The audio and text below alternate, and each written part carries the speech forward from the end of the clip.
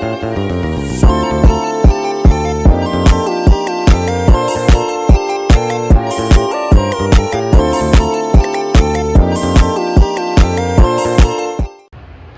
pagi Ibu dan teman-teman. Selamat pagi. Kami dari kelompok ruang lingkup internal akan menyampaikan presentasi kami.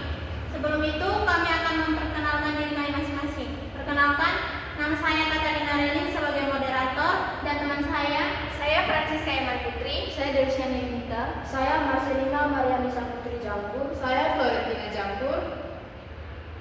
Baik, yang pertama itu tentang pengertian ruang lingkup internal. Ruang lingkup internal dalam public relation menunjukkan pada aktivitas dan tugas yang dilakukan untuk mengelola hubungan dengan pihak internal suatu organisasi atau perusahaan. Pihak yang dimaksud di sini adalah kelompok individu yang terikat oleh kesamaan kepentingan dan terlibat dalam satu kegiatan untuk mencapai tujuan yang sama. Selanjutnya, siapa saja yang terlibat dalam ruang lingkup internal? Berikut adalah elemen-elemen yang ada di dalam ruang lingkup internal.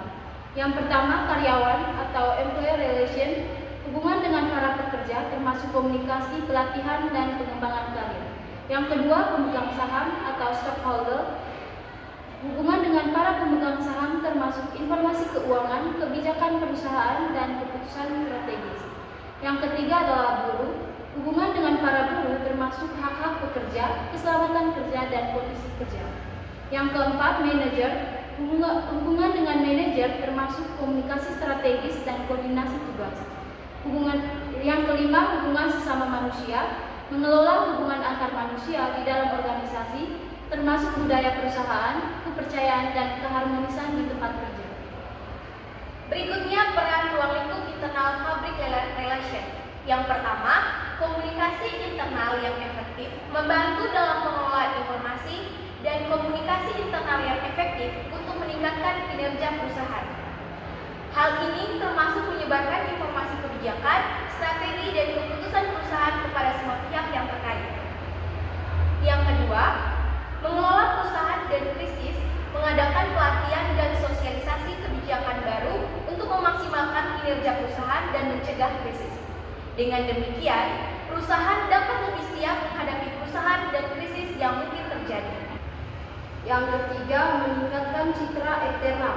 Komunikasi internal yang baik berdampak positif pada citra eksternal perusahaan. Kinerja yang baik dalam komunikasi internal akan meningkatkan reputasi dan kepercayaan publik terhadap perusahaan. Yang keempat, membangun hubungan yang harmonis.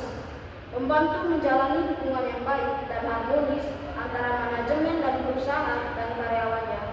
Hal ini merupakan suatu keadaan kondusif untuk memajukan organisasi dan mendorong lahirnya citra positif di lingkungan internal. Yang kelima, mengidentifikasi dan mengatasi permasalahan.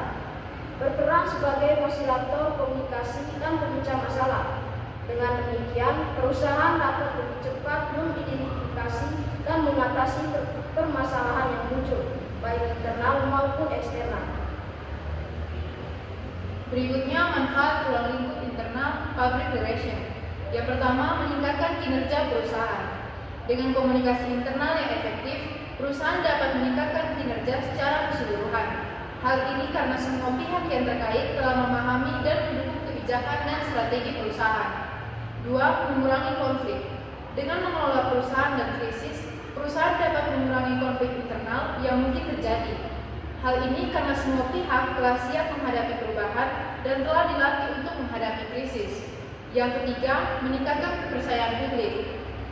Komunikasi internal yang baik akan meningkatkan kepercayaan publik terhadap perusahaan. Hal ini karena perusahaan telah menunjukkan kemampuan dalam mengelola informasi dan komunikasi internal dengan efektif. Yang terakhir, kompetensi yang dibutuhkan dalam ruang lingkup internal. Yang pertama, ada komunikasi yang efektif. Kemampuan untuk berkomunikasi secara vertikal atau atasan dengan karyawan dan horizontal atau karyawan dengan karyawan adalah sangat penting dalam menjalankan ruang lingkup public relation. Yang kedua, pengelolaan informasi. Kemampuan untuk mengelola informasi internal dengan efektif termasuk menyebarkan informasi kebijakan, strategi, dan keputusan perusahaan kepada semua pihak yang terkait. Yang ketiga, pengembangan sistem komunikasi.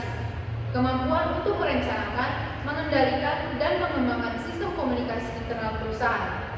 Hal ini termasuk kegiatan protokoler untuk membangun dan mengembangkan citra positif di lingkungan internal. Baik, demikian saja presentasi dari kelompok kami. Jika ada kekurangan, mohon teman-teman untuk menambahkannya. Terima kasih.